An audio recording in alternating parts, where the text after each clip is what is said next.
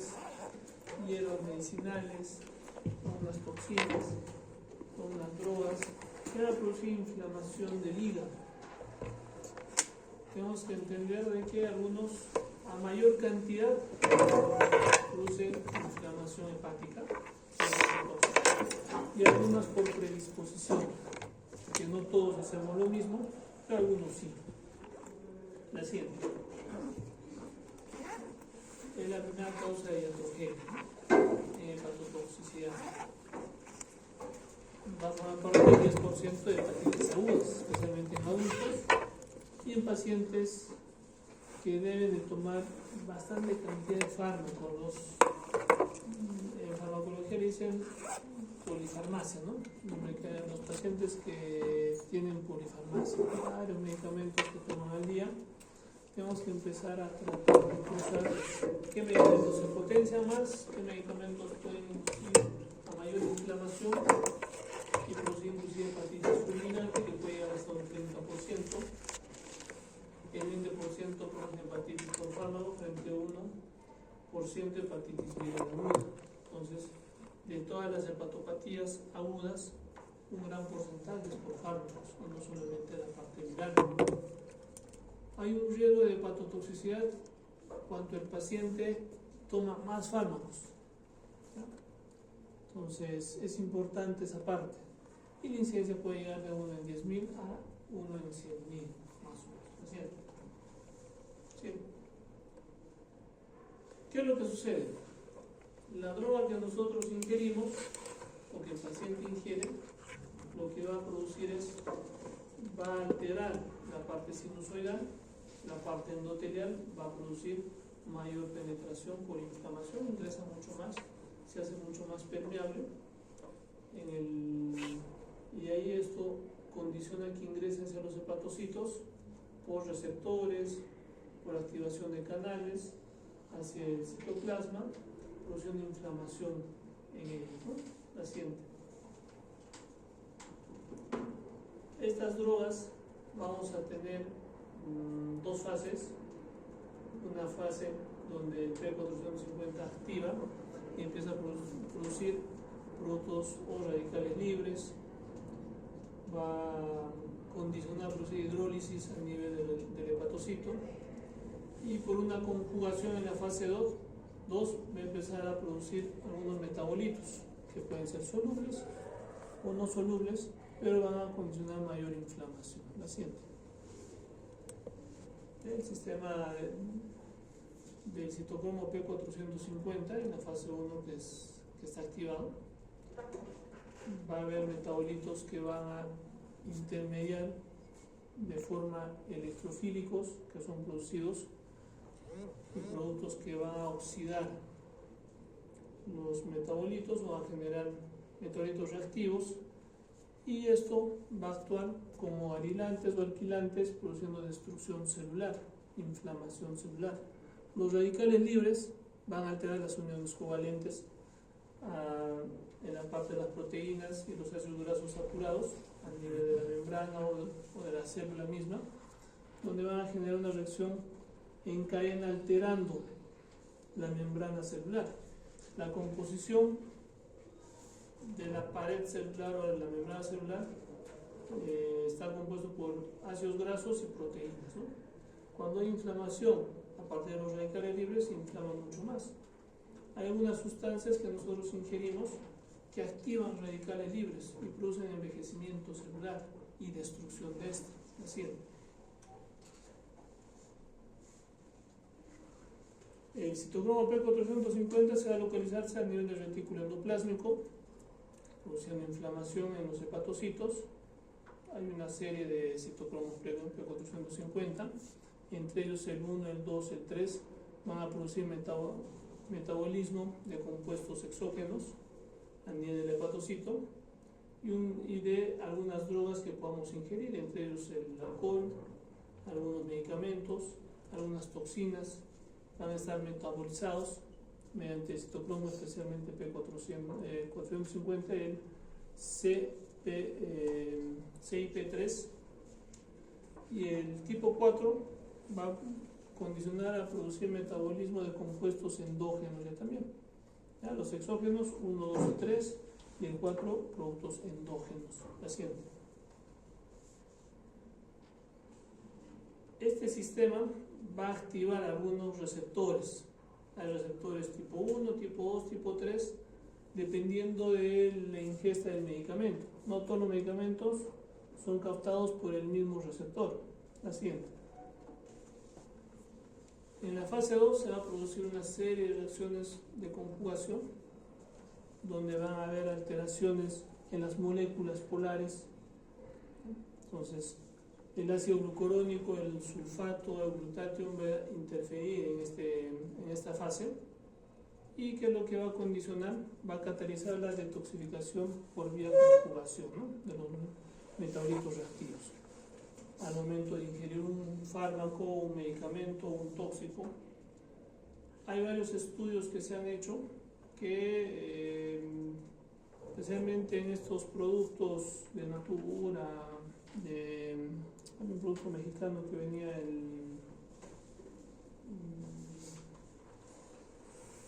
Omnilife, creo que es.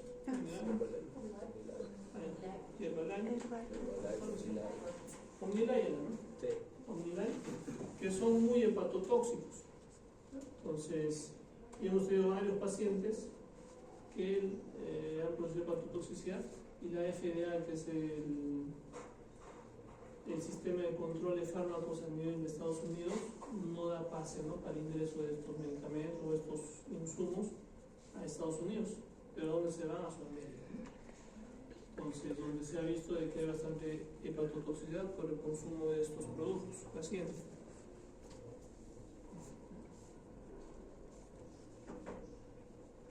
Entonces, vamos a tener algunos mecanismos que van a impedir el metabolismo hepático de algunas drogas, ¿no?, como la reducción de la masa de la función celular del hepatocito. En pacientes que tienen hepatopatías crónicas, la esteatohepatitis no solamente alcohólica, sino también metabólica, o el famoso NASH, va a condicionar de que la función hepática esté disminuida. Va a haber una reducción en la liberación de la droga. Eso especialmente por la parte renal, ¿no? Entonces, si el riñoncito no funciona, donde se elimina la droga, circula mucho más esta droga a nivel del organismo y produce mayor inflamación celular. La reducción del flujo biliar también condiciona. A menor reducción o a menor flujo biliar, menor liberación de esta droga y mayor toxicidad. Entonces hay que tomar en cuenta estos puntos. La siguiente. Hay algunos mecanismos secundarios que también van a alterar el metabolismo de las drogas. Concomitante a lo anterior, va a haber algunas alteraciones, ¿no? Entonces, aumento de la circulación de la droga va a estar en relación a la insuficiencia renal. Cambios endocrinos también influyen en la parte del metabolismo hepático de una droga. La desnutrición, si no tenemos un mecanismo de transporte, ustedes saben que la gran mayoría de las drogas necesitan a la albúmina para transportar, ¿no?, o algún otro transporte, que si este no existe, va a empezar a recircular cada vez más y va a producir mayor hepatotoxicidad. La hipoproteinemia con la desnutrición están muy relacionadas. Es diferente de que el hígado no produzca albúmina a que nosotros estemos desnutridos y no tengamos albúmina.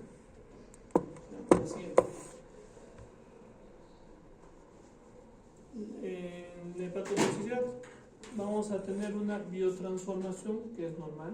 El fármaco ingresa transportado por la albúmina a nivel del sinusoide hepático, ingresa, actúa el citocromo P450, hay algunas reacciones de activación, glucurónico o sulfato, y esto por el polo biliar metabolizado del fármaco va a salir, ¿no?, tanto en la fase 1 y en la fase 2. ¿Qué es lo que produce la hepatotoxicidad? Lo que va a producir, me parece caer la observa.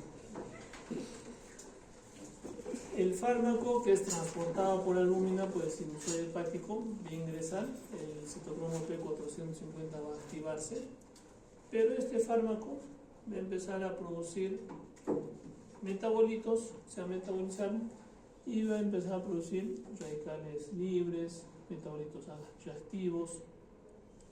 La proteína va a empezar a no ser muy efectiva y el hepatocito va a empezar a dañarse, ¿no? Por peroxidación lipídica. Entonces, una parte va a estar eliminada hacia el polo biliar, pero una parte va a empezar a recircular. En este caso, por un aumento de la cantidad de los fármacos ingeridos. La siguiente. Otros factores de riesgo también son la edad. Nosotros tenemos que entender y hacer entender a las personas mayores que todo envejece en nuestro cuerpo. Muchas veces el paciente no quiere que le duela nada, ¿no? O no quiere tener reflujo, acidez, vinagrera en el caso de la parte gastro. O él quiere seguir corriendo sus 20 kilómetros sin que el corazón empiece a compensar lentamente. Entonces, pero todo desfuncionaliza, ¿no? El corazón ya no late muy rápido, empiezan a tener bloqueos o empiezan a tener alteraciones en la perfusión a nivel cardíaco, pulmonar igual, mayor fibrosis en la parte digestiva, la unión gastroesofágica se hace cada vez más insuficiente, el paciente presenta más reflujo, algunos se estreñen más, no solamente por la dieta, porque el mecanismo o el peristaltismo a nivel intestinal se hace mucho más lento, toda la edad influye demasiado. La parte del sexo también, es diferente el varón y la mujer. La parte hormonal influye, la nutrición, la parte genética, algunos predisponen más a tener algunas alteraciones que otros, ya sea por transmisión genética.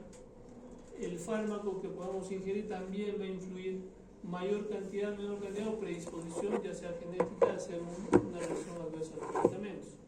Y algunas comorbilidades, ¿no? Problemas renales, problemas cardíacos, inclusive problemas hepáticos como tal, también va a influir.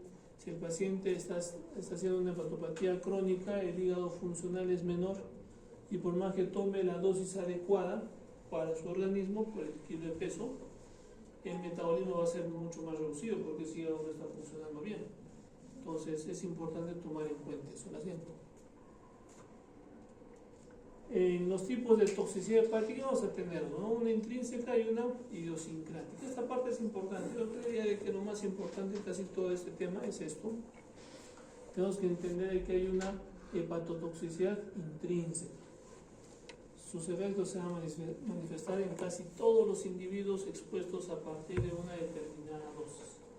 O sea, hay fármacos que a dosis altas sí o sí tengan cierta hepatotoxicidad, sin necesidad de que estés predispuesto, no, o la dosis. Entonces hay que corregir la dosis, es lo que hablábamos, ¿no? Un medicamento no podemos dar más de lo necesario, no porque, suponiendo un analgésico, porque me duele algo, yo voy a tomar 2, 3, 4 veces el analgésico cuando su tiempo de acción o su tiempo de vida es de 8 a 12 horas. Que puede ser cada 8 horas o cada 12, y estamos tomando cada media hora, cada hora, porque déjenme calma, ¿no? Depende del grado de exposición y de la dosis administrada. ¿Es predecible? Sí, podemos predecir, ¿no? Una hepatotoxicidad intrínseca. Generalmente esto se da y se repite de forma permanente de paciente en paciente o de, en este caso, en los estudios de animales en animales, ¿no? Se va a encontrarse. Es diferente la idiosincrática. La hepatotoxicidad o la toxicidad hepática idiosincrática, los efectos se manifiestan solo en algunos individuos. Solo algunos van a ser hepatotoxicidad. En ocasiones de manera no dependiente de la dosis. O sea, no depende de la dosis, como en la intrínseca. La intrínseca sí depende de la dosis. Si damos mayor dosis, todos hacen hepatotoxicidad, pero en este caso no. Pueden ser dosis pequeñas, igual. Es como las alergias famosas, ¿no? No todos son alérgicos a la penicilina. ¿Alguien es alérgico a la penicilina? por ahí alguien puede ser en la familia, en la casa, y el hermano no es, la hermana sí, ¿ya? Es idiosincrática, ¿no? Tiene una reacción de hipersensibilidad, ¿ya? Especialmente pues hepatitis alérgica o a fármacos. La peculiaridad de esta parte de hipersensibilidad, a menor dosis puede haber hipersensibilidades, pero también podemos desensibilizar al paciente, que es lo que sucede especialmente en los fármacos que se utilizan para tuberculosis, ¿no? Que son muy hepatotóxicos. Se les empieza a dar poquito a poquito hasta que se desensibilice y empiece a funcionar, cuando ya no hay otra opción de tratamiento. Porque hay algunos pacientes que no toleran ningún tipo de tratamiento, no hacen hepatotoxicidad, intolerancia gástrica, rash cutáneo. En algunos pacientes puede ser dosis dependiente y puede ser la consecuencia de un metabolismo anormal del fármaco también, ¿ya? Por una expresión diferente, ya sea genética o no, produciendo algunas enzimas con biotransformación, como polimorfismos del citocromo P450. Puede ser relacionado a la edad, algunos estados fisiopatológicos. Me olvidaba, muchos de los pacientes que tienen hepatitis viral crónica, que ni siquiera sabían que tenían hepatitis B, hepatitis C, se activa por la hepatotoxicidad al fármaco. ¿Ya? Entonces, no es predecible en este caso la idiosincrática, porque no sabes a quién le va a tocar o no, como en la intrínseca, ¿no? Entonces, esta parte me parece mucho más importante, porque tenemos que tomar en cuenta al momento de dar alguna medicación a los pacientes. El acetaminofén en fase 1 puede producir algunos metabolitos que van a activar metabolitos que van a producir inclusive hepatotoxicidad y necrosis. Y en fase 2, que es uno en 5% de los pacientes, va a producir algunos compuestos que van a inflamar la parte celular. Paciente. La cocaína igual, ¿no? Hay una activación del P450, es una actividad narcótica, va a producir radicales libres, peroxidación, va a aumentarse y va a inducirse mucho más con el alcohol y mayor inflamación hepática, la sienta.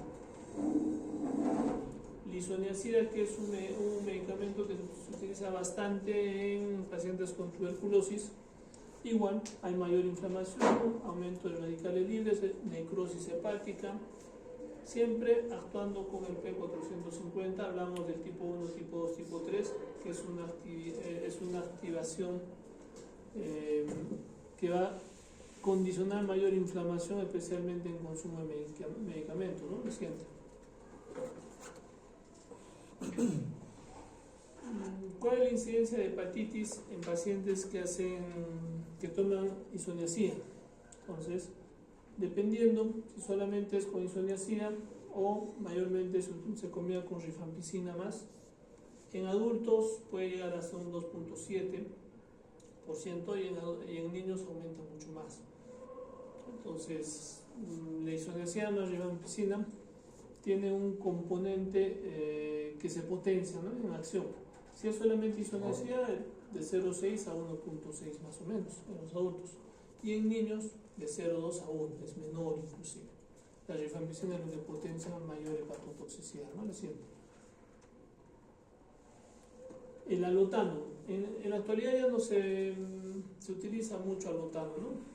Entonces, que producía bastante injuria hepática, bastante inflamación, hepatotoxicidad, y de hecho hemos tenido muchos pacientes que les operaron de apéndice, uno de ellos, otro una colecistectomía, especialmente cuando los cirujanos se dieron cuenta de que no era porque habían dejado un cálculo a nivel de conducto biliar, cuando operaron a un paciente de una colecistitis, una colecistectomía, y post ingesta de alotano, en la sedación, en la anestesia que le dieron, empieza a hacer una hepatopatía, ¿no? Ictericia, elevación de las enzimas hepáticas, alteración del perfil hepático, un patrón no colestático más hepatocelular y se rompía la cabeza, ¿no? Indagando un poquito más, haciendo la historia clínica, empezamos a ver y empezamos a detectar qué fármacos se les utilizado en el paciente. Y uno debe ser el anotado, ¿no? Entonces, los anestésicos inhalatorios, muchos de ellos son hepatotóxicos, cada vez disminuyendo puede estar cambiando a otro tipo de anestésico inhalatorio que no tiene la cuestiones radicales libres, toxicidad mayor. Hay algunas formas clínicas de hepatotoxicidad de drogas, la siguiente.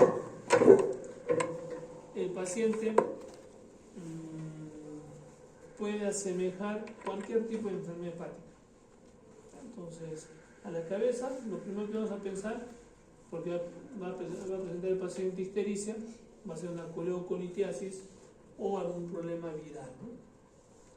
Clínicamente es muy variable, de acuerdo a la gravedad. Algunos pueden llegar a ser hasta una falla hepática, o alteración de la coagulación. Cuando hablamos de falla hepática, que también vamos a tocar, vamos a ver de que el perfil de coagulación está pues muy alterado. Un puntaje de un INR por encima de 1.8 ya estamos hablando de una hepatopatía aguda, una falla hepática posible. La hepatitis aguda es habitualmente frecuente en los pacientes que ingieren medicamentos. No es muy frecuente la colestasis, la cirrosis o enfermedad veno-oclusiva, ni neoplasias, no está muy relacionado a una hepatotoxicidad. Lo que sí podría estar relacionado es el alcohol, la hepatitis B y también el NASH, ¿no? Entonces, mientras va sumándose los factores, el riesgo de hacer cáncer o hepatocarcinoma es mucho más alto. De que dé una hepatopatía crónica es muy raro. Son cuadros agudos, puede haber cuadros similares a hepatitis autoinmunes y los que se ha visto que producen mayor inflamación es la metildopa, metotrexato, que es un medicamento reumatológico muy utilizado, la nitrofurantoína también, entonces hay que tomar en cuenta la siguiente. Hay algunos patrones con lesión celular que vamos a encontrar en inflamación hepática.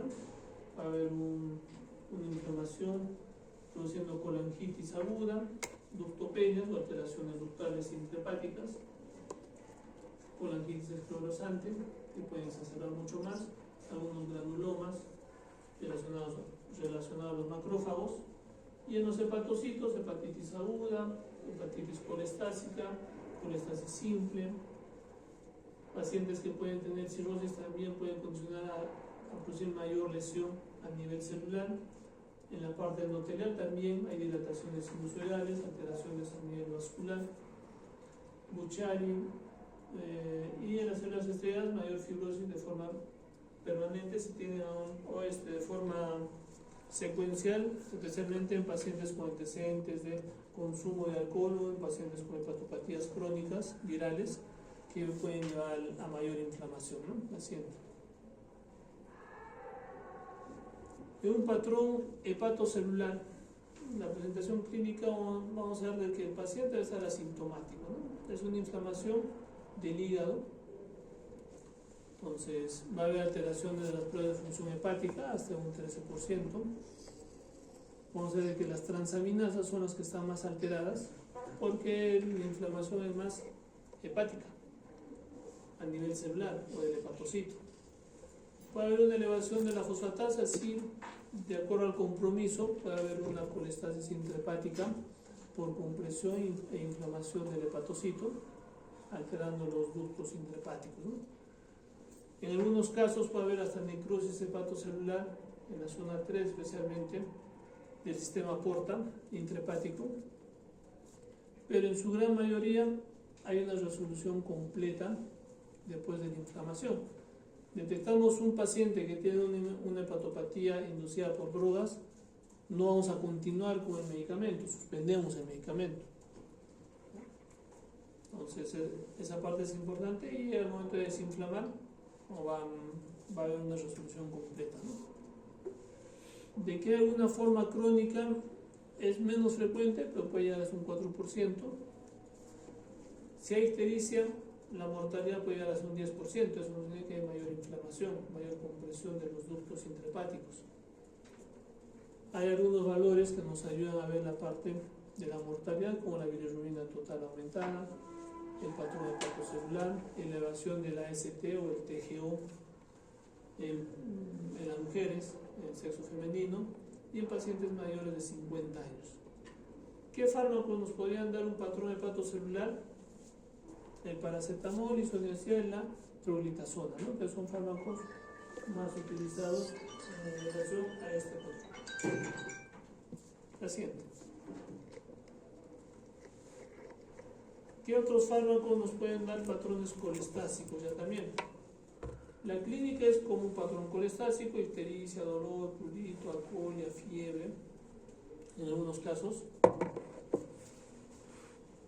esto es mayor cuando hay lesiones crónicas, pacientes cirróticos, pacientes con hepatopatías crónicas, que puede llegar a un patrón colestásico hasta un 23%. A mayor edad, mayor riesgo de hacer un patrón colestásico con estos medicamentos. La resolución clínica es mucho más lenta, hay que tener mucha más paciencia. Muchas veces queremos que se suspenda el medicamento y de inmediato en 2-3 días ya esté bajando o esté llegando casi a los valores normales. Entonces hay que tomar en cuenta esa parte. ¿Y qué es lo que se eleva en patrón colestásico? ¿Qué es lo que se eleva? Joaquín. Fosfatasa alcalina. ¿Y? AST. ¿Cuál es el color blanco del caballo de Napoleón? Blanco. Patrón colestásico, conductos, hablábamos. Si el hepatocelular es AST y ALT o TG y TGP. Los colestásicos de conductos es... Está ahí. La fosfatasa y la GGT o la GGT, algunos de estos. Entonces, es importante esa parte. Va a haber colestasis pura, anticonceptivos, con angiopatías por medicamentos, con angitis esclerosante, que puede producirse o puede producir lesiones por cáusticos, isquémicas. ¿Y qué medicamentos vamos a tener como los principales en un patrón colestásico? La amoxicilina cioclavulánico. Entonces hay que evaluar nuestro uso indiscriminado de medicamentos. Justo hoy día le escuchaba al doctor Alex Jaramillo, ¿no? Es el epidemiólogo de la DIRESA, y estamos teniendo este virus de mano, pie, boca, y también cuadros virales del H3N2, creo que es, influenza, que están empezando a ver algunos problemas, inclusive causando hepatotoxicidad, y eso se encontró hace poco. Y especialmente por el uso indiscriminado de medicamentos. Y él echa la culpa con razón a las farmacias, ¿no? ¿Pero qué es lo que hace el paciente? Está mal, se va a la farmacia y le dice: ¿estás con la gripe? No, me duele la garganta, estoy con malestar, estoy con fiebre. Tómate tu antibiótico. Hasta hace 15 años el antibiótico que todo el mundo conocía era la amoxicilina sola. En cambio, el farmacéutico, ¿qué es lo que le da?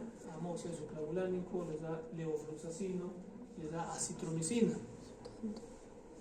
Es que estos son medicamentos respiratorios, antibióticos respiratorios, ¿no? Así le dicen. Entonces, pero no es tanto eso. El primer tiempo de evolución de un cuadro respiratorio, en su gran mayoría, es viral. Va a tener dolor, ¿sí?, por inflamación, va a tener moquera, malestar, y eso se van a darse cuenta ustedes cuando estén en pediatría, especialmente, porque en pediatría se ve mucho más la diferencia. Van a ver un paciente pediátrico con un cuadro respiratorio, si es viral y está con el cuadro de elevación de la temperatura, malestar, el niño debe estar decaído, ¿no? No va a querer jugar. Le dan su paracetamol, le baja la fiebre y es una bala otra vez. Empieza a correr. Un cuadro bacteriano no te da eso. cuadro bacteriano, por más que le baje la temperatura, el paciente está decaído, está con malestar. Igual también los adultos. Tomamos paracetamol, si hay inflamación, puede ser un antiinflamatorio más, y muchas veces es suficiente eso. Y hay que esperar el cuadro que empiece a remitir, ¿no? Pero si nosotros no hacemos nada más, no nos cuidamos, nos exponemos acá en Coyana, estamos con la gripe, estamos en Coyana, ¿no? Donde los virus o los bichos vuelan por todo lado, y empezamos a respirar eso, nos podemos sobreinfectar, que es diferente. La sobreinfección a un cuadro respiratorio inicial. Entonces hay que evaluar si es necesario o no es necesario el medicamento. Los anticonceptivos orales también condicionan a producir patrones colestásicos. Y la clorpromacina, que son medicamentos más frecuentes, ¿no? La siguiente. Va a haber patrones mixtos, clínicamente son intermitentes, va a haber en algunos casos un poco icteriza con patrones colestásicos. En cualquier fármaco hepatotóxico podríamos tener patrones mixtos, sí. Es frecuente las reacciones inmunológicas también.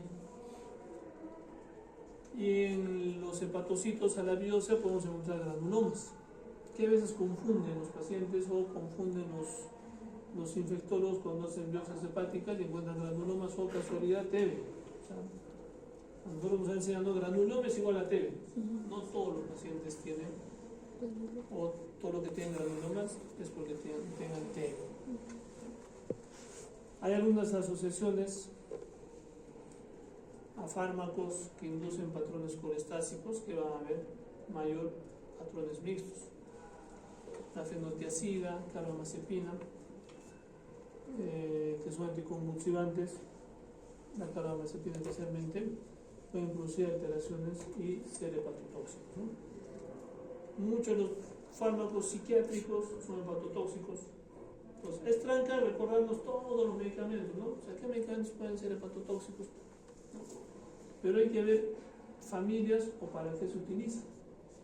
Los medicamentos antirreumáticos, muchos de ellos son hepatotóxicos. Los medicamentos psiquiátricos también muchos de ellos son hepatotóxicos.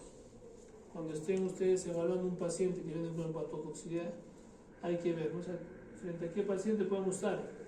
Paciente que toma medicamentos psiquiátricos, entonces hay que indagar un poquito más. Puede que no, pero hay que indagar qué medicamento es el que está tomando y de acuerdo a eso empezar a investigar. No solamente enfocarnos a, bueno, está teniendo y veremos qué es lo que hace, o interconsulta gastro para que defina qué es lo que puede ser. Hemos tenido una paciente de Quillabamba, creo que fue, no sé con qué grupo, con ustedes, con el grupo, ¿no?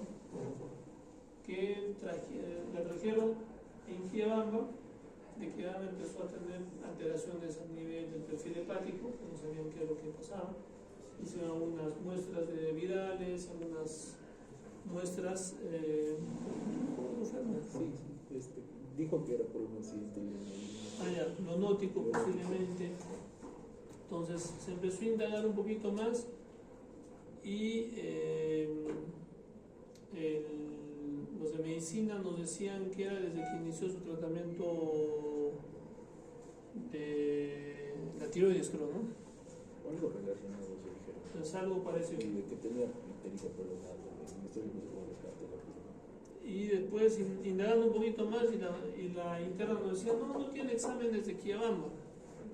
Hicimos acá la historia antigua y ahí tenía exámenes de Quillabamba, que ya tenía alteraciones en el perfil hepático. Que cuando tomó los medicamentos para la tiroides, aumentó más y exacerbó más la inflamación. Entonces hay que indagar un poquito más allá cuando estemos frente a un paciente, no solamente ver, tiene esto, interconsulta o no hacemos gran cosa. Hay que indagar un poquito más para ver qué es lo que podía haber sucedido. Incluso aquí Ama ya había llegado ya con un patrón colestásico, pero vino con otras alteraciones más que lo trajeron al curso. Entonces, eso nos va a ayudarnos a nosotros a investigar un poquito más y frente a qué paciente puede ser. Muchas veces, como en la mañana hablábamos con los compañeros, muchas veces nosotros vemos un paciente como enfermedad. Entonces nos enfocamos a puede ser un problema hepático y hay que echarle a buscar un cuadro solamente hepático y nos olvidamos de lo demás. Es como en el estreñimiento también, y hablábamos en la mañana, ¿no? Muchos de los pacientes vienen por estreñimiento y en nuestra cabeza está, es un problema gástrico, ¿no? A nivel de colon, por obstrucciones, un megacolon o disminución de la ingesta de alimentos, de fibra, fruta, etc. Y nos olvidamos de la próstata, nos olvidamos de los ginecológicos que por compresión pueden producir estreñimiento también. Y de hecho, muchos de los pacientes, especialmente mayores de edad, vienen por estreñimiento, se les hace un tacto rectal y tienen una prostatasa grande, ¿no? Que está obstruyendo la parte rectal y eso es lo que le está condicionando el estreñimiento. O en las mujeres, igual también varios pacientes con antecedentes de miomas grandes que empiezan a comprimir la parte rectal. La ubicación anatómica del útero está por detrás de la vejiga, ¿no? Y delante del recto. Y la próstata está delante del recto. O sea, entonces por ahí a veces confundimos un poco. Y en la parte de hepatopatía inducida por fármacos hay que indagar un poquito más allá, porque puede estar activando y exacerbando algunas otras enfermedades, como les comentábamos.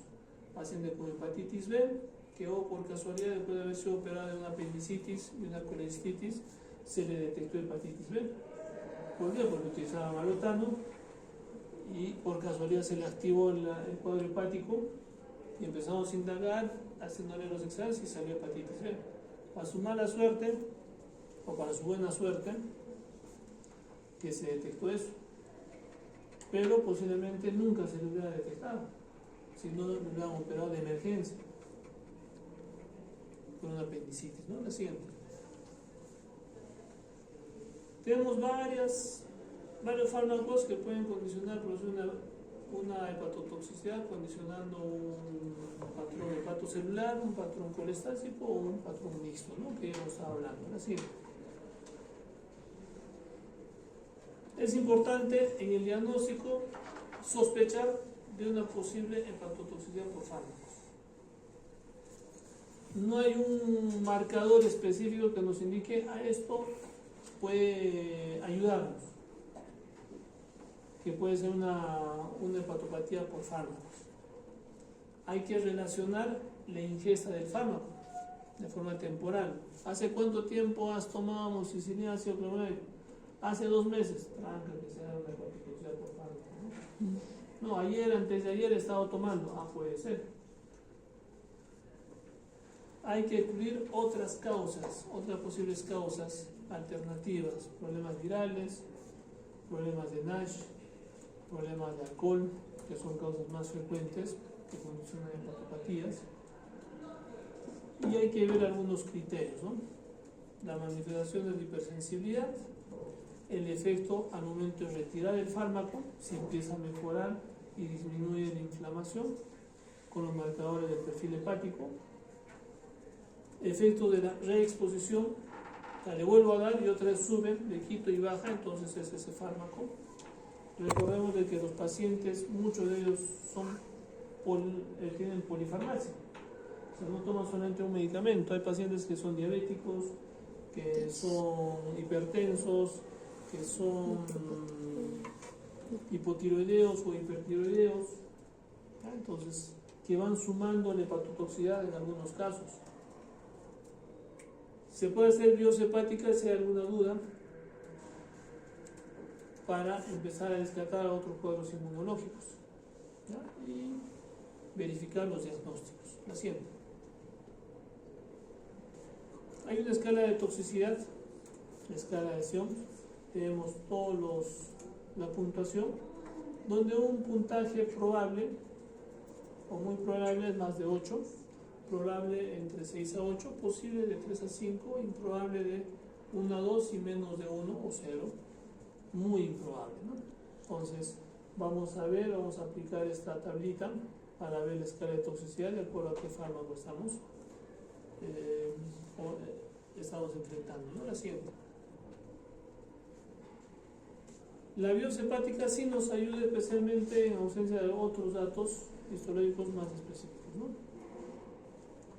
no es muy necesaria. O sea, primero aplicar lo demás o lo anterior. Si suspendemos el fármaco y empieza a mejorar acá, quiere decir que es una hepatotoxicidad causada por ese fármaco. Si le vuelvo a dar o le doy un fármaco y se activa, mucho más aún. ¿Y esto qué nos ayuda a pensar? De que si nosotros sabemos de que estamos frente a un paciente posiblemente va a utilizar un fármaco hepatotóxico, tiene que ser un perfil hepático previo. Entonces, por instinto lógico, tenemos a todos los pacientes que van a utilizar medicamentos anti-TB, perfil hepático previo, sí o sí, para saber cómo estamos comenzando. Para el perfil hepático normal, le doy isoniazida rifampicina, empieza a elevarse, entonces por eso. Pero si yo le doy isoniazida rifampicina y se empieza a elevar, y cuando ya se ha activado una hepatopatía viral, suponiendo que está sobreagregada a ese fármaco, le suspendo el fármaco y sigue alto, nos va a confundir un poco, ¿no? Pues, pero si tú le das un perfil hepático previo y está alterado, hay que echarle a buscar a qué está alterado para tomar las precauciones adecuadas, ya sea un patrón hepatocelular que condicione una hepatitis B o hepatitis C en los exámenes. Entonces no solamente le daré un medicamento antirretroviral para la hepatitis B, o hay que descartar si está activo o no está activo, ¿no? El cuadro viral. ¿Qué indicaciones tenemos que tomar en cuenta para hacer biopsia hepática si no hay un diagnóstico etiológico adecuado de una enfermedad hepática, ¿no? Y de uso de antibióticos? Si hay una duda diagnóstica, para presumir los fármacos sospechosos que pueden condicionar una hepatopatía, y también establecer el pronóstico. Establecer el pronóstico en este caso de los pacientes. Es cierto de que un porcentaje menor puede hacer una falla hepática, pero hay que tomar en cuenta, ¿no? La siguiente. Lesiones hepáticas que podemos encontrar en la biopsia, desde inflamaciones no muy severas hasta necrosis, ¿no? Alteraciones a nivel del sistema hepático y los ductos. La siguiente. El tratamiento. ¿Cuál sería el tratamiento de un paciente que tiene hepatotoxicidad por NORS? A la cabeza. Suspender el medicamento. Suspender el medicamento.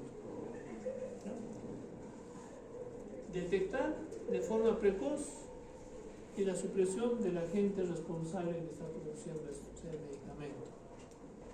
Si hay una hepatitis fulminante hay que evaluar, inclusive hasta un trasplante hepático.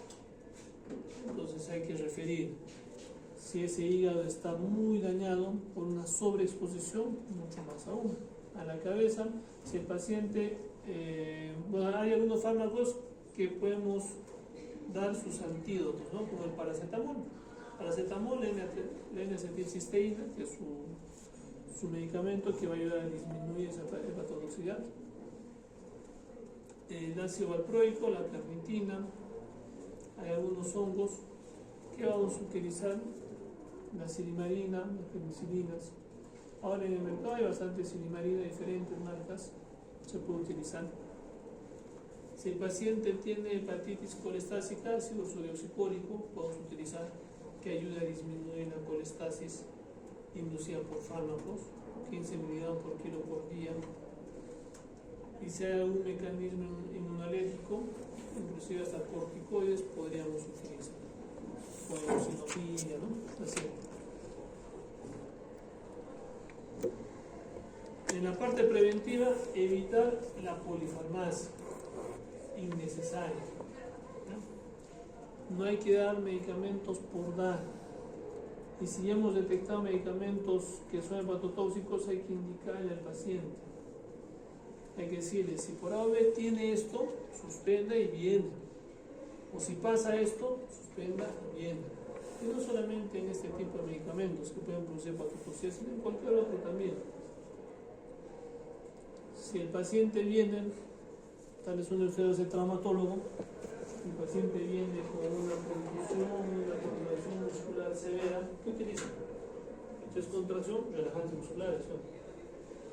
Pero si el paciente trabaja yendo a las bambas ida y vuelta, ¿qué le decimos? Que no viaje. Que no tome tal vez en la mañana, que lo tome solamente en la noche para dormir. Porque el relajante muscular que produce sueño. Y si toma en la mañana, me empezamos a dejar accidente, ¿no? O algunos pacientes se asustan con la nitazoxanía, ¿no? Salen a tomar nitazoxanía por fase, uno de esos. Es para sus parásitos después de dar del semestre. No ritmo.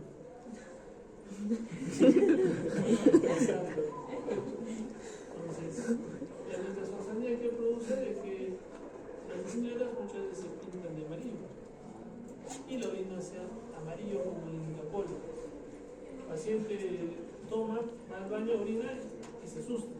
Entonces, si tú no le dices, se va a asustar y te va a echar de crucecita. Pero si tú le dices, él sabe que eso va a pasar y no se va a asustar. O igual, pacientes con helicobacter, algunos de ellos, especialmente entre los más jóvenes, pueden producir sensación de mayor acidez y vinagrera por la claritromicina. Y si no le dices, asusta. Dice, no, peor me está haciendo estos medicamentos. Entonces, esas cositas es importante. Si ustedes detectan un medicamento que tiene algunos efectos que no necesariamente son muy nocivos para el organismo, pero sí pueden asustar al paciente, díganle, ¿no? Esto puede suceder, ¿qué pasa? O en la clindamicina, ¿no? ¿Qué produce la clindamicina? ¿Qué tiene que tener como cuidado con la clindamicina? ¿Ya? Colitis o membranosa. Si comienza a hacer diarrea, que continúe el medicamento, no, hay que suspenderlo. Hay que suspender el medicamento. Entonces, es importante. Es importante monitorizar algunos medicamentos, especialmente si son de tratamientos prolongados, como la isoniazida, 6 meses, y notificar siempre y cuando encontremos alguna alteración de ese lote de fármaco o del fármaco mismo a los servicios de farmacovigilancia, ¿no? Entonces, por la toxicidad de estos fármacos, es importante tomar en cuenta eso. ¿Me siento? Nada más. Entonces, recapitulando la parte de patotoxicidad, hay que ver que hay una intrínseca y otra idiosincrática. Intrínseca, ¿cómo la podemos prevenir? Desde la dosis, no darle mucha dosis al paciente, porque a cualquier paciente que le des dosis altas de ese tipo de medicamento va a producir hepatotoxicidad. Hay que ver la dosis adecuada, hay que ver la acción también. Pero la idiosincrática ya también no sabemos en qué pacientes va a haber. Con una dosis mínima puede activarse su hepatotoxicidad o con dosis mucho más altas. Y no en todos los pacientes pasa eso, o no en la gran mayoría de pacientes. Entonces es importante valorar esa parte. El otro tema es la insuficiencia hepática aguda o hepatitis fulminante. Así. En lo que es hepatitis aguda, casi un 20% aproximadamente pueden ser hepatitis fulminante, donde producen una hepatitis aguda con alteración de las funciones hepáticas severas, acompañada de una alteración de la coagulación y encefalopatía. Una hepatitis aguda grave que puede producir hepatitis aguda con alteración de las funciones hepáticas, y una hepatitis aguda como tal que no produce mortalidad. Una hepatitis grave puede llegar a una mortalidad de un 10%, y la que su mortalidad es mucho más alta es de la hepatitis fulminante. El manejo es trasplante hepático cuando es una hepatitis fulminante. La alteración del tiempo protrombino nos ayuda a monitorizar la alteración de la función hepática. Entonces es muy importante esto. Pero lo más importante es que representa menos del 2% de todas las hepatitis agudas con ictericia, ¿no? Entonces, que son las más complicadas siempre. ¿Qué es lo que se produce en el hígado? ¿Cómo nosotros evaluamos la función hepática? La albúmina y TP, ¿no? Entonces, la parte de la coagulación influye mucho. Incluso hablábamos en práctica, especialmente, si Kenneth no come proteínas un mes, ¿cómo está su albúmina? Baja, está reducida. Entonces, la parte de la albúmina como tal no nos ayuda mucho a medir la función hepática, pero junto con el TP sí. Entonces, el TP es el mejor marcador de función hepática. Entonces, la parte de la coagulación sí está alterada en una hepatopatía aguda. La encefalopatía hepática también. A mí me ha dicho que los cirróticos no hacen encefalopatía hepática. No. Antiguamente se pensaba eso y por eso se aplicaba solamente la tabla de Westphal. En cambio, ahora hay una clasificación de acuerdo a la guía de encefalopatía. ¿Han visto? ¿La guía de encefalopatía han visto? ¿No? ¿No han visto? Sí, que les iba a mostrar. ¿Cuántas les he dicho? En cirrosis. Joaquín. ¿Se acuerda? Está ahí la grabación de Joaquín. Está, la anterior vez que hemos visto, hemos indicado. Hemos visto hepatopatías por alcohol, no solamente cirrosis, nos da encefalopatía hepática.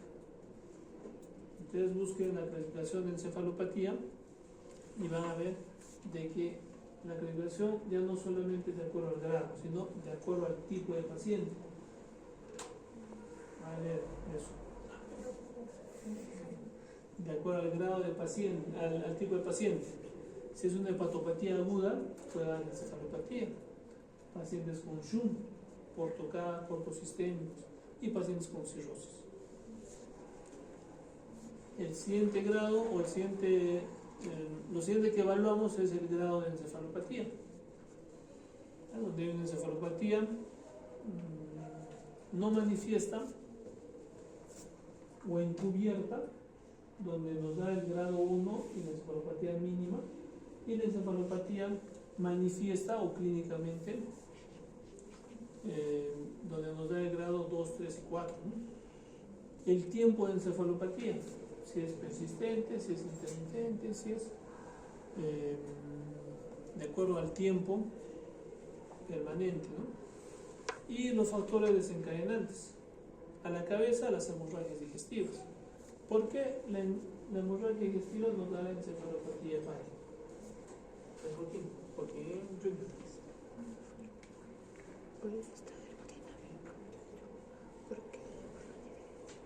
crees que nos puede dar una hemorragia digestiva en un cirrótico? Encefalopatía hepática. Primero pensamos, ¿por qué sería la encefalopatía hepática? Por aumento de urea, no. ¿De? Sustancias nitrogenadas, sí, pero amonio. ¿Ya? El amonio. Empieza a aumentar el amonio a nivel del organismo y empieza a tener encefalopatía del paciente.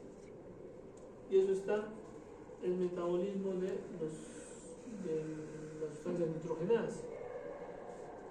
Y a nivel intestinal, ¿qué alimentos se producen más sustancias nitrogenadas?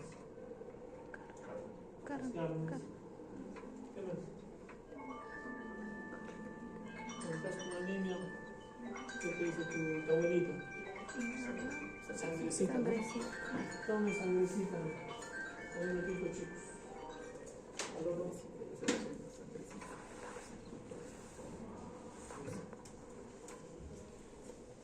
Causada por el amonio, que está absorbido por sustancias nitrogenadas, en la cabeza de las carnes y la sangre.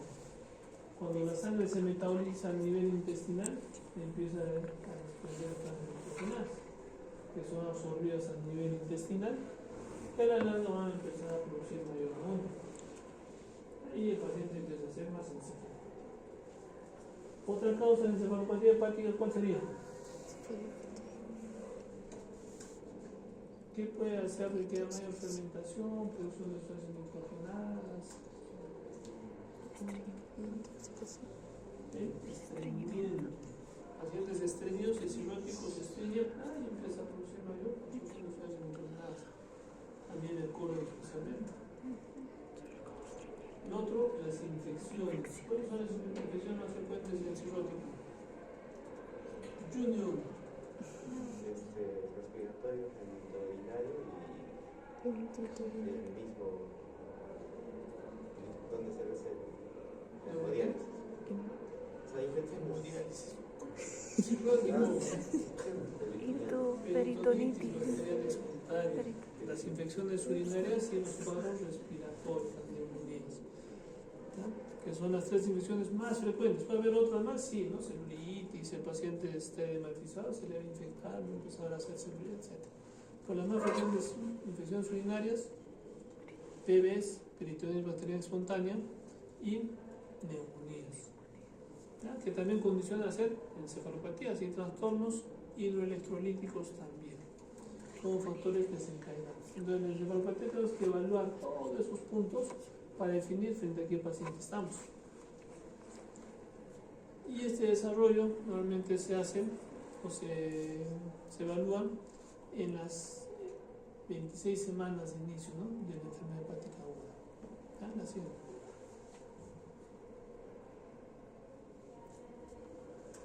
Hemos dicho de que el primer punto a evaluar es la parte de la coagulación. Por ende vamos a evaluar el TPINR prolongado. Por encima de 1.8 nos indica una insuficiencia hepática aguda. El factor 5 puede estar disminuido, normalmente no se evalúa, pero si podemos evaluar, podría ser una opción. En LIVA, en fallas hepáticas agudas o fulminantes, se evalúa este factor para ver el manejo del trasplante hepático. Y la encefalopatía hepática, ¿no?, la siguiente. Esta parte es importante porque vamos a ver las formas de presentación de una hepatopatía aguda o una insuficiencia hepática aguda. Cuando el paciente presenta ictericia en la primera semana, acompañado de encefalopatía, vamos a indicarle que es una hepatitis aguda hiperaguda. Una solamente aguda, la encefalopatía debe estar entre la primera y la cuarta semana, y la subaguda de la cuarta a la semana 26, acompañado de ictericia. La siguiente. El pronóstico va a depender. Si el paciente presenta edema cerebral, el pronóstico no va a ser adecuado. Entonces, y la sobrevida va a estar también en relación al edema y a la forma de presentación. Si es hiperaguda, tiene mejor sobrevida. Si es aguda, la sobrevida disminuye. Y si es subaguda y tiene edema cerebral, la sobrevida es menor. Entonces es importante este punto. Con palabras, la subaguda era cuando la encefalopatía era más allá de las 4 semanas, ¿no?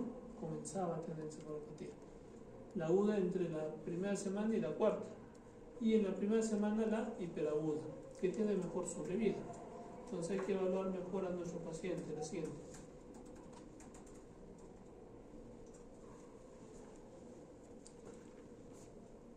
Lo que hablamos, cuanto más precoz es la aparición de encefalopatía hepática, el pronóstico es mejor. ¿Ya? Entonces, si es hiperaguda, es mejor. Si es subaguda, el pronóstico es malo, porque la aparición de la encefalopatía va más allá de las 4 semanas. La siguiente.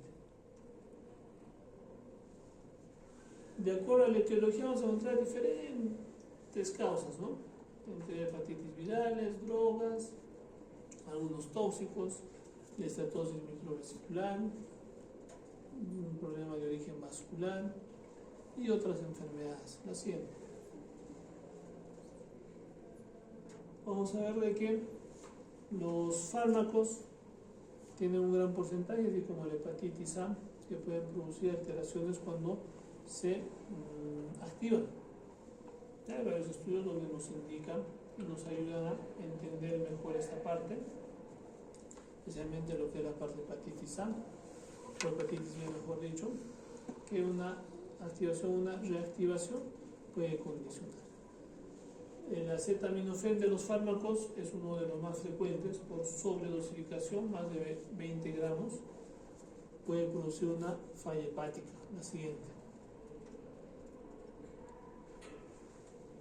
De acuerdo a la hepatopatía aguda, la sobrevida De acuerdo a su etiología, la hepatitis A tiene mejor sobrevida, así como el uso de paracetamol, pero una hepatopatía aguda por una hepatitis B o una criptogénica o inducida por drogas, la sobrevida es menor.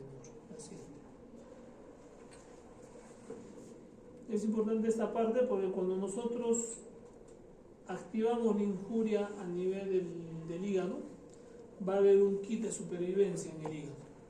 Entre ellos están las células oválidas, la producción de superóxidos dismutasa, las peroxidasas, las catalasas, los antioxidantes, el glutatión, mecanismo de protección. Va a haber una gran capacidad reparadora, los hepatocitos van a repararse de forma mucho más efectiva. Pero la siguiente, cuando esto se altera, o cuando hay mayor injuria, entonces el kit de supervivencia que consideramos va a estar también disminuido, porque va a haber metabolitos tóxicos, ácidos biliares, algunas especies reactivas de oxígeno que van a activar la inflamación a nivel celular, mayor injuria, ya sea por mecanismos ambientales también, y mayor inflamación hepática. ¿Es cierto? Esto que condiciona mayor inflamación hepática y mayor alteración de la función misma del hígado. Y este kit de supervivencia que hablábamos, donde hay antioxidantes, donde hay regeneradores celulares, etc., van a estar alterados y el mecanismo de protección va a estar alterado, disminuida, la capacidad reparadora va a estar disminuida y va a producir mayor necrosis y apoptosis. ¿Y qué marcador del perfil hepático nos ayudará a evaluar especialmente la parte de necrosis, alteración celular? A ver, la TGO y TGP nos ayudan a ver lo que es patrón hepatocelular, TGO y TGP o ALT, ALS. La fosfatasa y la GTP, colestásico, alteraciones en los conductos. Y ahí tenemos las bilirrubinas, un patrón colestásico o ictericia colestásica. Pero ¿qué falta algo más en el perfil hepático? DHL. Entonces, nos ayuda a ver necrosis. Entonces, esta parte es importante para entender cómo es lo que se produce la inflamación hepática en una insuficiencia hepática aguda. Ojo, en la actualidad hay otro término, ¿no? Una hepatopatía aguda sobre una crónica. Entonces, esto estamos hablando en un ideal, ¿no? Un hígado sano, un hígado donde está funcionando muy bien, donde la parte de la capacidad reparadora funciona bien, la parte de los mecanismos protectores funcionan bien, pero cuando el hígado ya está fibrosado o tiene una estatohepatitis de grado 2 o 3, ese hígado ya no es muy funcional. Y hablábamos, ¿no? Hepatotoxicidad por drogas, y no solamente drogas, sino tóxicos, entre ellos el alcohol también es un tóxico. Entonces, por cada vez que el paciente toma, está lesionando más ese hígado, está haciendo de que esos hepatocitos se inflamen más, y hay un choque de inflamación, ¿no? Por un tóxico. Entonces, ese término es una hepatopatía aguda sobre una crónica, que en la actualidad ya se está considerándose también así. Cuando el cuadro hepático es crónico y tiene de cuando en cuando inflamaciones agudas severas. Entonces produce hepatopatías agudas por inflamación aguda severa y un hígado ya dañado sobre un hígado crónico, ¿no? Así es. Entonces, esta inflamación no solamente pues, se hace en un solo sentido, ¿no? Se inflama, todos los activadores inflamatorios, ácidos biliares, metabolitos tóxicos, especies reactivas de oxígeno, van a inflamar, va a haber necrosis. Habiendo necrosis, activa mayor proceso inflamatorio, mayor necrosis y apoptosis. Entonces se hace un círculo vicioso. Y el hecho de que tenga una capacidad antiinflamatoria va disminuyendo hasta que llega un momento en que ese hígado hace una falla hepática severa. ¿Y qué es lo que se tiene que hacer? Trasplante hepático. Mortalidad más de un 80%. Si no se opera ese paciente. ¿Qué es lo que se activa?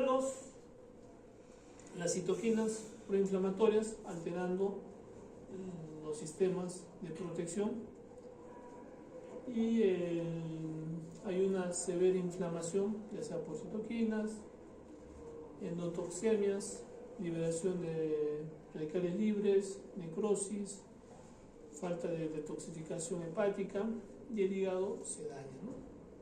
Y las citoquinas antiinflamatorias son disminuidas, interleuquina 6, factor beta también, la siguiente. Cuando hay una inflamación severa, es el efecto dominó. No solamente se inflama un hepatocito, sino hay una liberación de citoquinas proinflamatorias y empieza a desencadenar una suerte de inflamación de más hepatocitos. Y empieza a inflamar como un efecto dominó, ¿no? Empieza a aumentar la inflamación de forma gradual a casi todo el hígado, activando apoptosis, citólisis o los complementos de citoquinas, produciendo inclusive daño sistémico. La siguiente.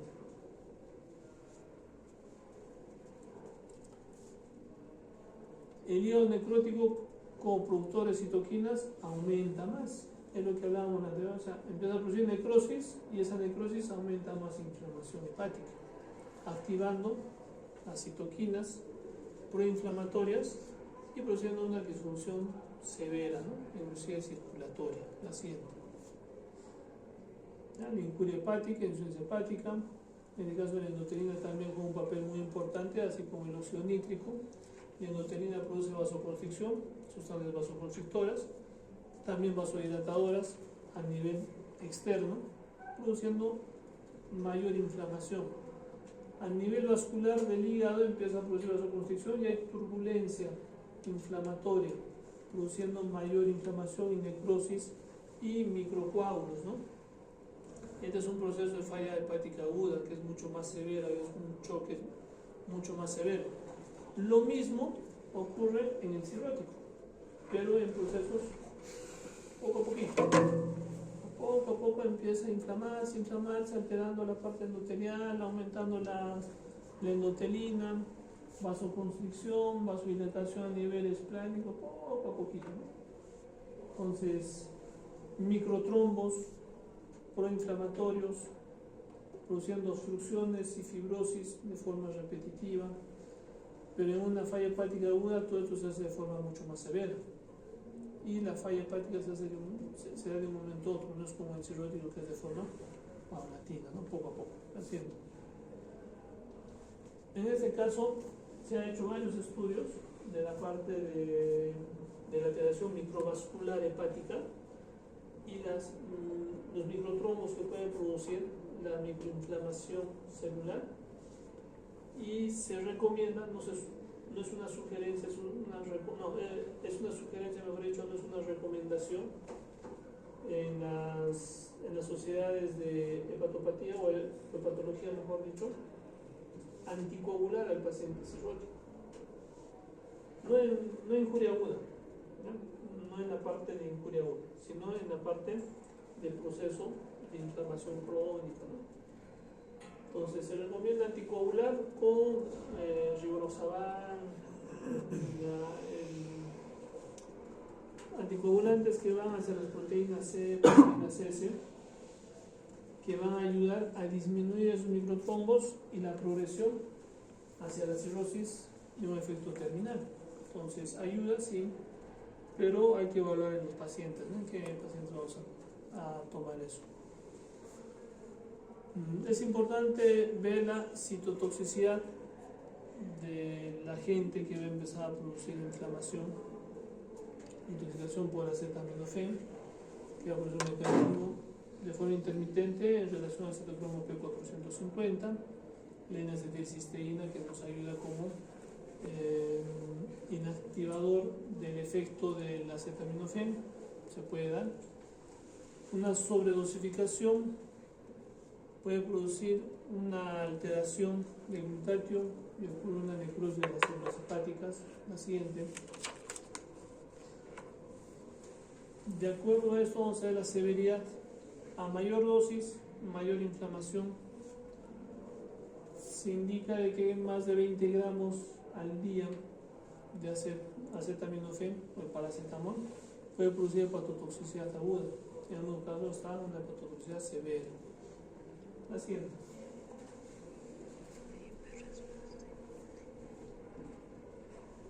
Alguna hepatotoxicidad por respuesta inmune, ¿no? La hepatitis autoinmune, algunas drogas o una hepatitis viral, a la cabeza la A.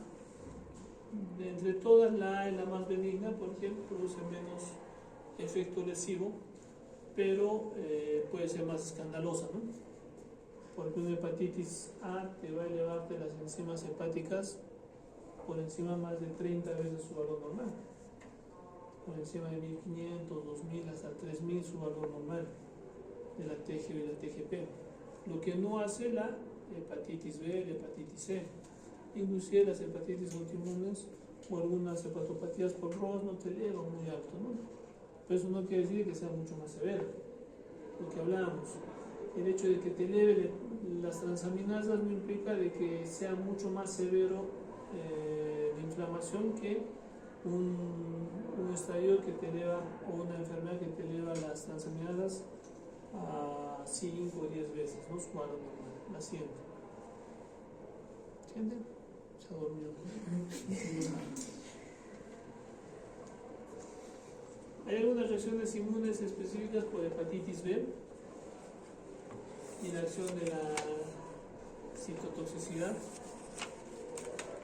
una acción citotóxica de los linfocitos, van a producir necrosis hepatocelular, mayor inflamación, activación de los linfocitos y necrosis hepatocelular, ¿no? Una reacción inmune patogénica. La siguiente.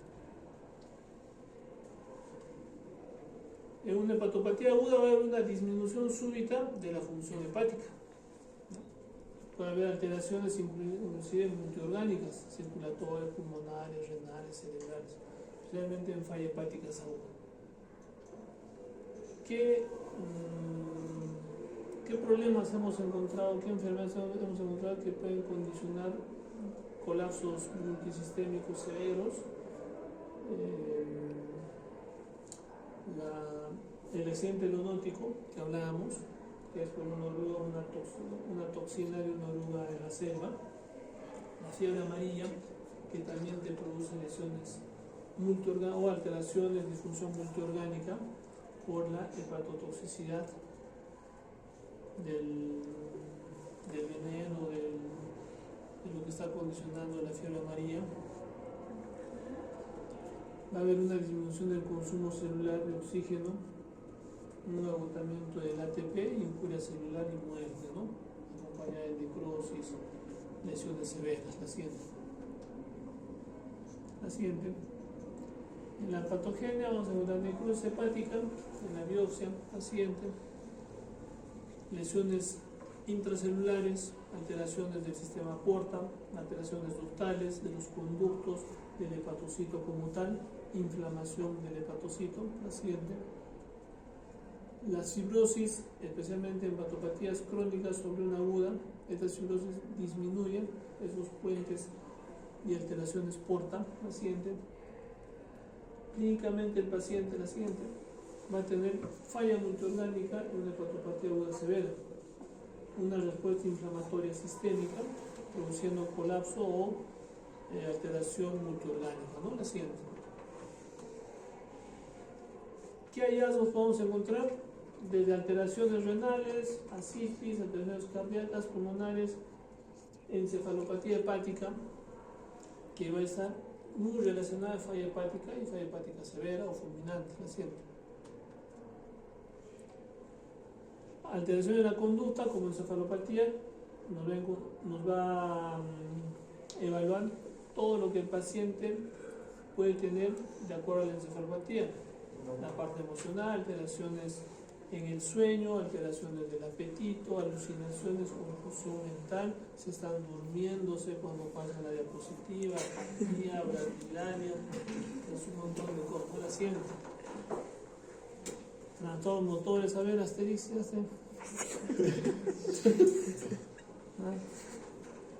marcha táxica, hiperreflexia, incremento del tonus, Babinski, reflejos de succión alterada, etc. ¿no? ya que es la asterixis cuando empieza a vibrar, ¿no?, la mano al momento de hacer una hiperextensión naciente. Esta clasificación es la clasificación de Westhaven, de acuerdo al grado de encefalopatía. Hablábamos de que la encefalopatía debe estar relacionada al tipo de encefalopatía, tipo ABC. Si es aguda, tipo A. Según la clasificación de acuerdo al grado, vamos a ver una encefalopatía encubierta o manifiesta. Un montón de clasificaciones de Westhaven van a encontrar ustedes, donde solamente nos aplica la parte del grado, desde el grado 1, 2, 3 y 4. Pero en la actualidad se maneja esta clasificación. Lo que hablábamos también en la anterior clase era, en encefalopatía, lo que les comentaba, inclusive era de quiénes manejaban, ¿no? Auto. No sé quién manejaba auto. Y ahí en Alejandro, ¿no? Alejandro. Y en Estados Unidos aplican esta tabla de Westhaven para ver el grado de encefalopatía que puede tener el paciente, porque no toman en cuenta o no creen a la persona que va a sacar su brevete de que realmente no tome. Entonces se les hace algunas pruebas psicométricas que es para evaluar la encefalopatía encubierta, o sea, la sintomática de que aparentemente no tiene encefalopatía, pero realmente sí hay una encefalopatía mínima o de grado 1. Pero clínicamente tú le ves y parece que no estaría con encefalopatía, no está tranquilo, está bien, no hay mucho problema. Que es diferente a una manifiesta o una sintomática, donde ahí ya la graduación de grado 2, 3 y 4, y si vemos si hay diferencias en la parte clínica o en la descripción, ¿no? Entonces es importante evaluar y valorar esa parte de la ciencia. Esta es la clasificación que le decía, de acuerdo al tipo de paciente, de acuerdo al grado, si está encubierto o manifiesta, de acuerdo al tiempo o al criterio temporal, si es episódica, menos de un proceso de encefalopatía en menos de 6 meses, más de una encefalopatía en menos de 6 meses si es recurrente, y si es persistente, de forma permanente, ¿no? Y si es espontáneo, precipitada. Si es espontánea o con factores desencadenantes o precipitantes, ¿no? Ahí está la hemorragia digestiva, las infecciones, el estreñimiento, trastornos electrolíticos y otras en causas posibles. La siguiente. Complicación de la siguiente. El paciente puede presentar edema cerebral, donde va a haber un incremento a nivel del flujo cerebral, acompañado de una vasodilatación. Va a haber edema de los astrocitos, va a haber alteraciones en la síntesis del óxido nítrico, producción local de óxido nítrico, dilatación de los vasos cerebrales, con poca reactividad. El paciente no responde de forma efectiva, por ende hay mayor encefalopatía causada por una inflamación cerebral, por edema cerebral. La siguiente. Muchos de los pacientes van a presentar convulsiones, rigidez muscular, alteraciones netamente de alteraciones cerebrales. ¿Qué más? Hipertensión endocraniana por edema cerebral y muerte por dañación del humus, ¿no? A nivel de la base del cráneo, del humus, la siguiente. Acá hay una imagen tomográfica con edema cerebral. Normalmente se diferencia bien la parte cortical y la parte medular, ¿no? La parte central. En este caso hay casi una unificación de la característica de la imagen. Entonces vemos que hay mayor edema cerebral. La siguiente. Igual acá. Ya no hay una buena diferenciación del área gris y del área blanca. La siguiente.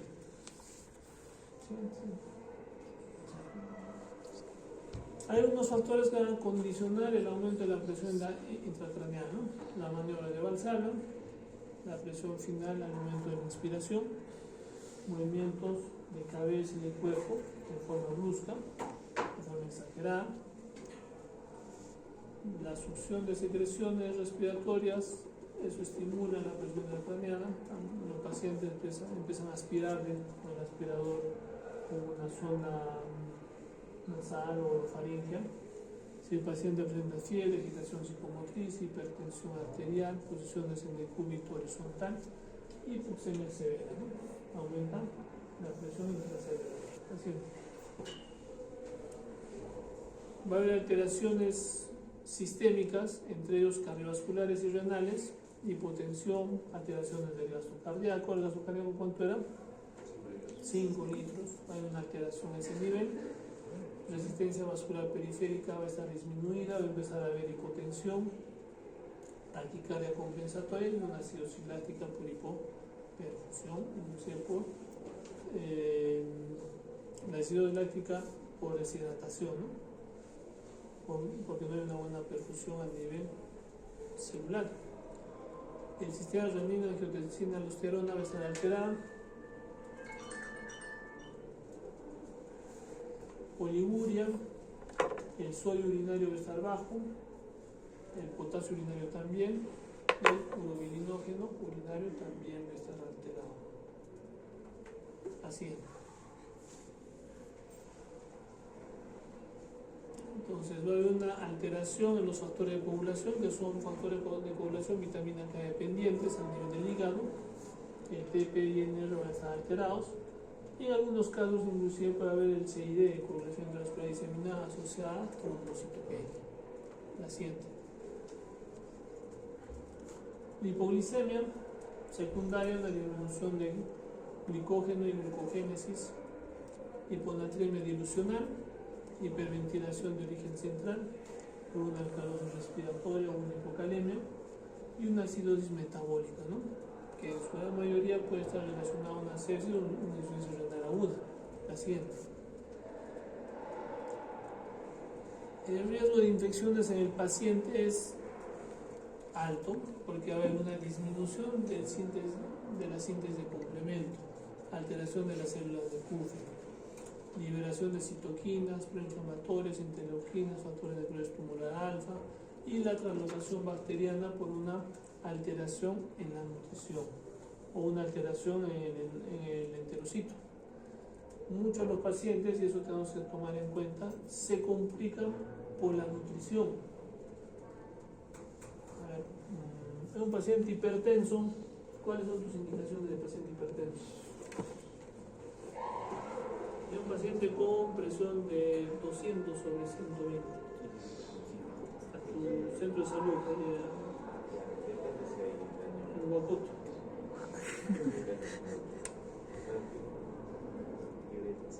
Diuréticos. No, diurético.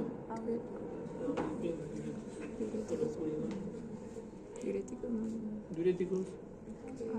Dieta puede ser. La dieta y pasó. Uso de losartán. Losartán. Captopril también. Espironolactona. Amlodipino. Nitrolol. Betalol. Aspirina. Acetadonistas, aras y yacídicos. Pero principalmente es yegas o aras y terapia doble. Está viniendo a su consultorio. Estoy tomando mi losartán y no me baja.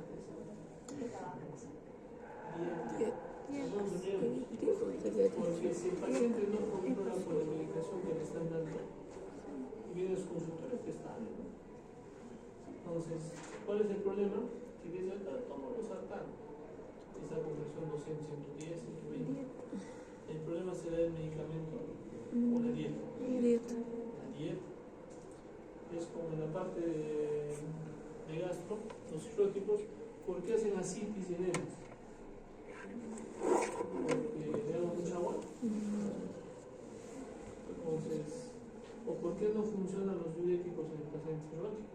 Solo sigue consumiendo sangre, pero si había una dilución y sigue jalando agua a las antihidratos.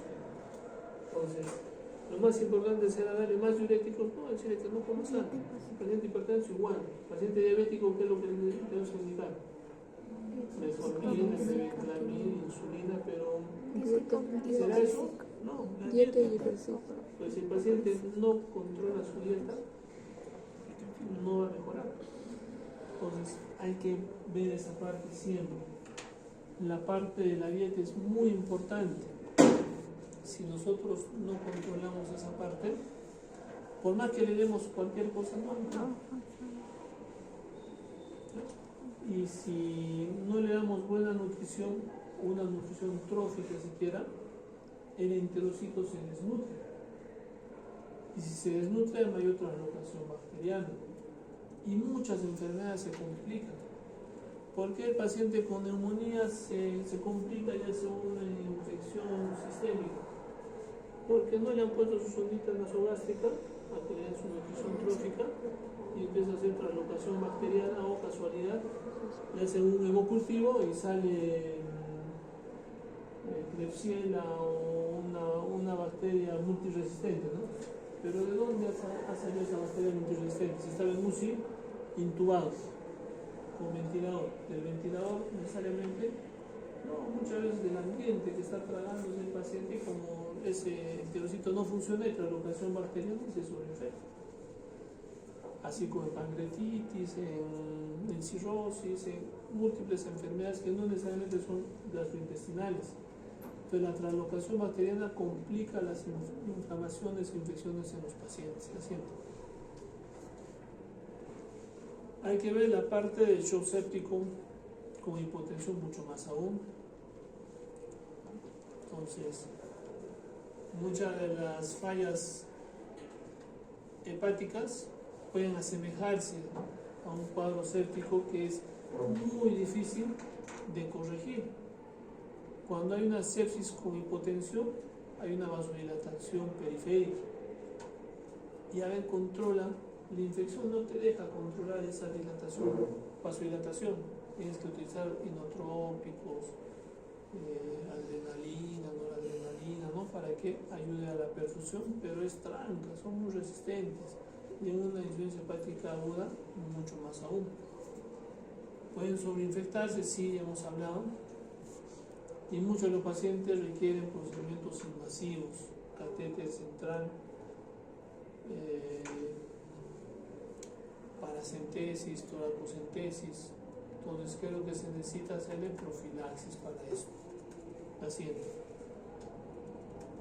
¿Qué examen vamos a pedirle? La siguiente. Exámenes convencionales, sí, pero de todos estos, lo más importante, hay que ver la parte de las plaquetas. Una hepatopatía aguda, ¿qué te da? Hipertensión portante, hiperesplenismo y consumo de plaquetas, o sea, plaquetopenia. Alteraciones del TP, el factor 5, el TP y el NER, vitamina K dependientes, y algunas otras causas que nos puedan ayudar, ¿no? La parte viral, la parte serológica, algunos screen tóxicos, algunas drogas, acetaminofén. Entonces el paciente no te indica o está con encefalopatía, no te dice, doctor, ¿sabe que he tomado 20 gramos de paracetamol? No, sabe estar encefalopático. Y no vamos a saber qué es lo que está pasando. Si no tiene un familiar, peor todavía. La siguiente.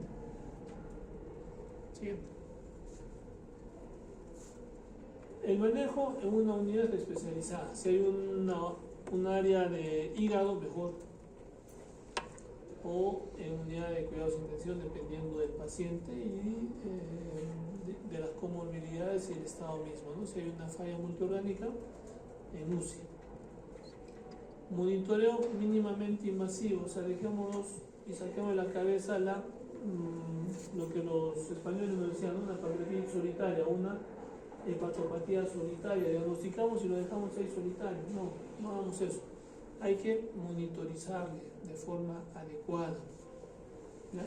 Y mínimamente invasiva de preferencia, o sea, no hay que ponerle mucho catéter en lo posible, porque si no son focos de ingreso y un organismo ya inflamado, ya dañado, se sobreinfecta mucho más rápido. Muchos de los pacientes que hacen falla hepática fulminante, sin trasplante hepático, su sobrevida es baja. Entonces hay que evaluar eso, no hay que esperar a que el paciente haya una falla hepática. Puede llegar hasta una insuficiencia, sí, ese es nuestro objetivo, detenerla la evolución en insuficiencia hepática, no en falla hepática, la siguiente.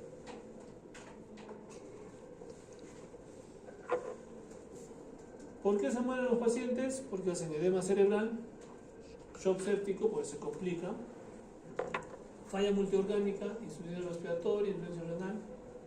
Entonces hay que evaluar y no permitir que lleguen a estos estados.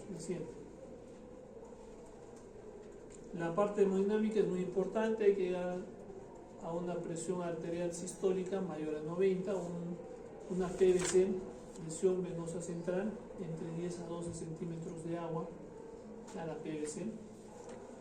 Podemos usar coloides, cristaloides y inotrópicos dependiendo del colapso o de la alteración funcional del paciente. Si está haciendo una vasodilatación y hipotensión persistente, hay que utilizar inotrópicos y cristaloides.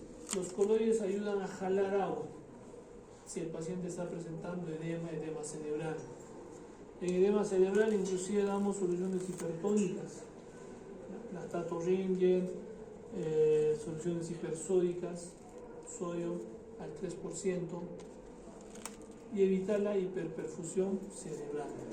Así. Hay que disminuir los factores que puedan aumentar la presión intracerebral, corregir la hipercapnia o hipoxemia.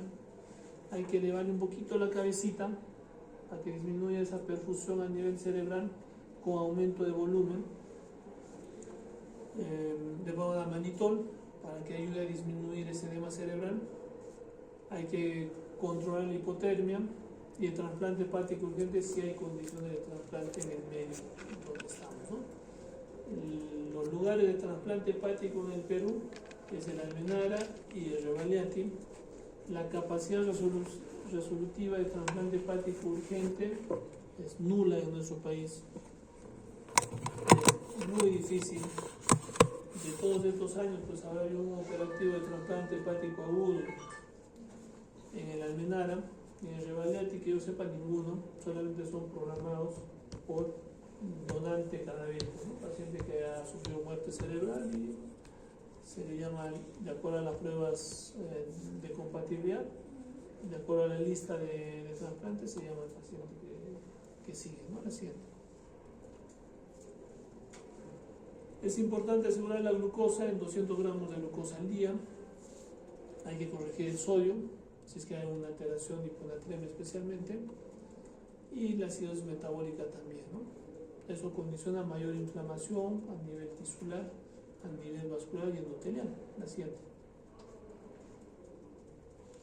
Si hay alteraciones en la coagulación, plasma fluido congelado, crioprecipitados, inclusive vitamina K también. Y si se va a hacer algún procedimiento hay que corregir de alguna forma, que no necesariamente hay que corregir por completo, sino previo al procedimiento se le puede poner crioprecipitados o plasma fluido congelado, que ayude en la parte de la coagulación. Así es. En la parte de las infecciones, antibiótico profilaxis, si vamos a hacer algún tipo de procedimiento invasivo. Hay que hacer una descontaminación intestinal selectiva con la profilaxis antibiótica. Los antibióticos es importante siempre y cuando estemos sospechando si es que hay o no infecciones. Junior, ¿qué antibiótico podemos utilizar a nivel intestinal? Está chequeando. ¿O con quién está chequeando?